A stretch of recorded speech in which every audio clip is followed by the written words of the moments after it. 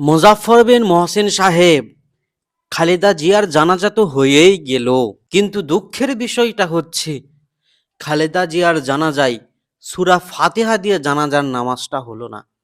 কত বড় দুঃখের বিষয়! এত বড় একজন বড় ব্যক্তির জানাজায় যদি সূরা ফাতিহার জায়গায় সানা দিয়ে নামাজ হয়, তাহলে কি করে হয় বলুন? এত লক্ষ লক্ষ মানুষ দিয়ে কি লাভ যদি সানার জায়গাতে সূরা ফাতিহা না পড়া হয়? আমাদের শায়েখ মুজাফফর বিন মহসিন সাহেবের এখন শরীরটা এখন গা জ্বালা পোড়া হয়ে শেষ হয়ে যাবে। কিভাবে এত বড় একটা জানাজাতে বাইতুল মোকাররমের খতিব আব্দুল মালেক সাহেব জানাজা পড়ায়, তাও আবার জানাজাতে ভুল করে সূরা ফাতিহার জায়গাতে সানা দিয়ে নামাজ পড়ায়।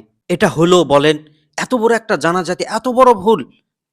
আফসোস, আমাদের বাংলাদেশের শায়েখদেরকে কেউ বুঝলো না, আহলে হাদিস ভাইদেরকে কেউ দাওয়াত দিল না জানাজা পড়ানোর জন্য। কি একটা আফসোস! হাদি ভাইয়ের জানাজা হয়ে গেল, সেখানেও সূরা ফাতিহার জায়গাতে সানা দিয়ে নামাজ হয়ে গেল।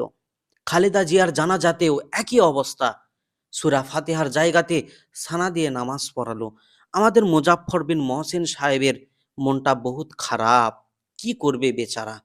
যাই হোক, ভিডিওটা শেয়ার করে দিন শায়েখ পূজারী ভাইয়েরা।